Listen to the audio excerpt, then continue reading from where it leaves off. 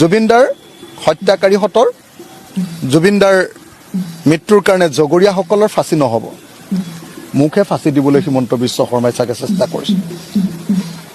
তেওঁলোকে জেলত দিব নোৱাৰিব, মুখে চাগে জেলত দিবৰ কাৰণে হিমন্ত বিশ্ব শৰ্মাই চেষ্টা কৰিছে। আৰু এইটো এটা ৰাজনৈতিক ইছ্যু, যিহেতু নিৰ্বাচন আহিছে মোক ভয় খুৱাবৰ কাৰণে। আইৰ জৰিয়তে চিআইঅ'ৰ জৰিয়তে তেওঁ মোক ভয় খুৱাবৰ কাৰণে এই গোচৰ লগাইছে, আৰু মই তেনেকুৱা গোচৰলৈ কোনোদিন ভয়ো খোৱা নাই।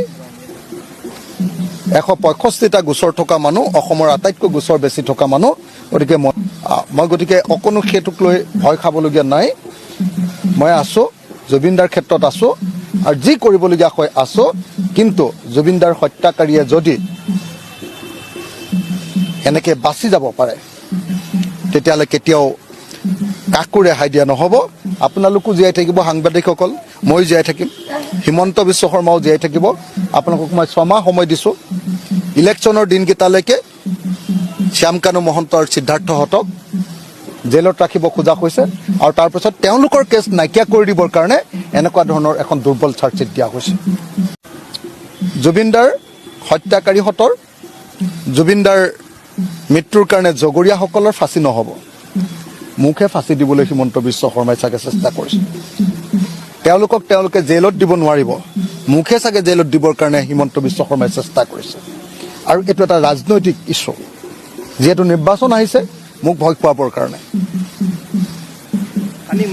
আইৰ জৰিয়তে চিআইঅ'ৰ জৰিয়তে তেওঁ মোক ভয় খুৱাবৰ কাৰণে এই গোচৰ লগাইছে, আৰু মই তেনেকুৱা গোচৰলৈ কোনোদিন ভয়ো খোৱা নাই।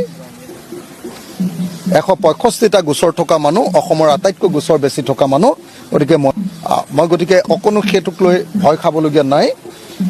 মই আছোঁ, জুবিনদাৰ ক্ষেত্ৰত আছোঁ, আৰু যি কৰিবলগীয়া হয় আছোঁ। কিন্তু জুবিনদাৰ হত্যাকাৰীয়ে যদি এনেকৈ বাচি যাব পাৰে তেতিয়াহ'লে কেতিয়াও কাকো ৰেহাই দিয়া নহ'ব। আপোনালোকো জীয়াই থাকিব, সাংবাদিকসকল, মই জীয়াই থাকিম, হিমন্ত বিশ্ব শৰ্মাও জীয়াই থাকিব। আপোনালোকক মই 6 মাহ সময় দিছোঁ। ইলেকশ্যনৰ দিনকেইটালৈকে শ্যামকানু মহন্ত আৰু সিদ্ধাৰ্থহঁতক জেলত ৰাখিব খোজা হৈছে, আৰু তাৰপিছত তেওঁলোকৰ কেছ নাইকিয়া কৰি দিবৰ কাৰণে এনেকুৱা ধৰণৰ এখন দুৰ্বল চাৰ্জশ্বিট দিয়া হৈছে।